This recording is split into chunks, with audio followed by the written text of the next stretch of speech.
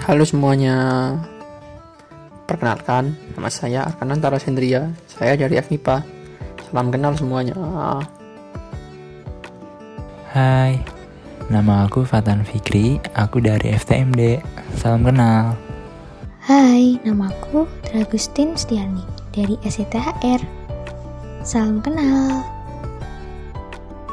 Halo semuanya, perkenalkan nama saya Hani Rafifah dari STI 2020. Salam kenal.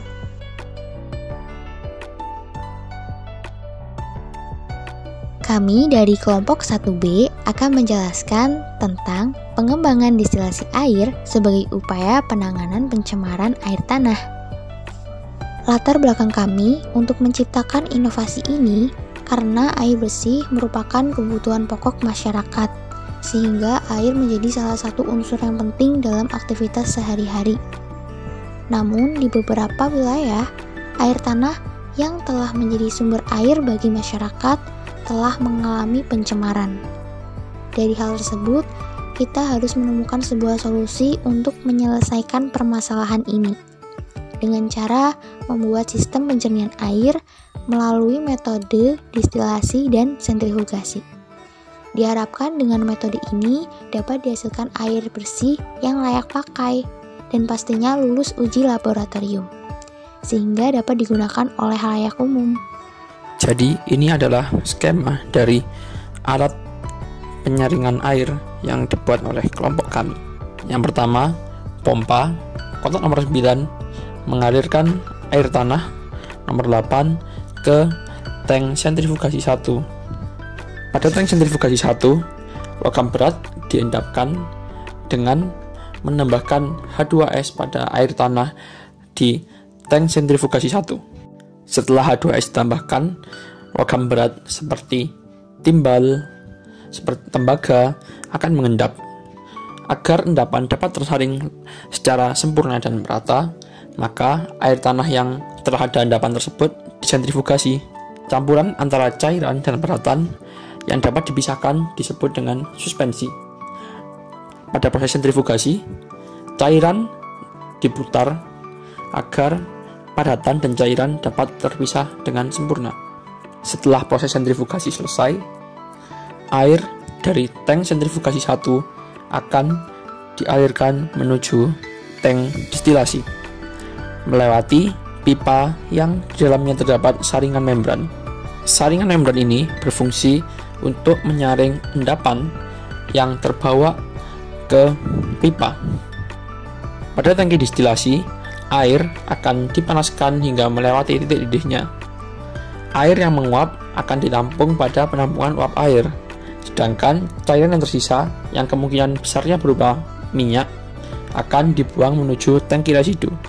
Setelah minyak dan cairan pengotor lainnya dibuang menuju tangki residu, air tanah yang telah menguap tadi akan didinginkan kembali sehingga mengembun kembali, dan setelah itu akan dialirkan menuju tangki sentrifugasi yang kedua. Sama seperti sebelumnya, pada pipa yang menghubungkan tangki distilasi dan tangki sentrifugasi 2 juga terdapat membran untuk menyaring padatan yang kemungkinan masih terbawa ke dalam pipa. Pada tangki sentrifugasi 2, kation ataupun anion yang tidak dapat diendapkan pada tangki sentrifugasi yang pertama akan diendapkan atau digaramkan pada tangki sentrifugasi kedua ini dengan menambahkan asam klorida atau HCl. HCl akan terpecah menjadi ion H+ dan Cl- dalam air. Kation H+ akan bereaksi dengan anion-anion yang selalu larut dalam air seperti anion perklorat, klorat, ataupun asetat. Sedangkan anion Cl- dari HCl akan bereaksi dengan kation yang selalu larut dalam air seperti K+, Na+, dan NH4+. Semua reaksi tersebut akan membentuk garam. Setelah reaksi dirasa berlangsung sempurna atau beberapa saat, tabung sentrifugasi kedua akan dipanaskan hingga melebihi titik didih air, sehingga garam-garam yang terbentuk tadi dapat mengendap. Sedangkan uap air sendiri akan ditampung sama seperti penampungan uap air pada tangki distilasi. Padatan yang terbentuk dari penggaraman ini akan langsung dibuang. Mengapa demikian? Karena apabila padatan ini akan bercampur lagi dengan air, maka ion-ion dari padatan ini akan terlarut lagi dalam air, sehingga penggaraman tadi tidak menghasilkan efek apa-apa. Setelah garam dibuang, tangki sentrifugasi 2 didinginkan kembali, sehingga uap air yang tadinya berfasa gas akan berubah kembali menjadi cair. Uap air yang telah berubah fasa menjadi cair tadi selanjutnya akan dialirkan menuju sumur penampung, yaitu kotak nomor 4, sebelum disalurkan menuju permukiman. Sama seperti pipa-pipa sebelumnya, pipa yang menghubungkan tangki sentrifugasi 2 dan sumur penampung juga diberikan membran di dalamnya, agar padatan yang kemungkinan masih terbawa dalam pipa dapat tersaring dengan baik. Setelah ditampung di sumur penampung, kemudian air bisa didistribusikan ke rumah-rumah menjadi air yang siap untuk digunakan dan bahkan siap untuk diminum. Berdasarkan diagram alat kami yang telah kami presentasikan sebelumnya, inovasi atau pembaharuan pada teknologi penyaringan air ini adalah mengintegrasikan proses distilasi dan sentrifugasi hanya dalam satu perangkat.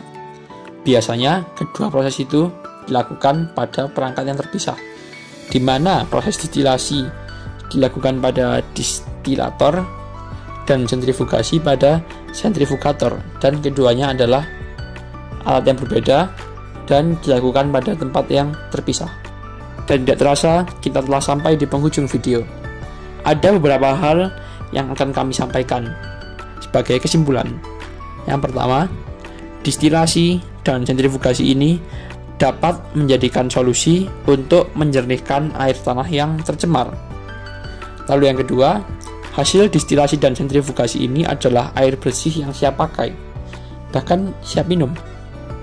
Tapi yang ketiga, masih diperlukan penelitian lebih lanjut untuk mengembangkan alat gabungan sentrifugasi dan distilasi ini sehingga menjadi aman untuk digunakan masyarakat. Sekian video presentasi kami. Kurang lebihnya kami mohon maaf dan terima kasih atas perhatiannya. Selamat jalan.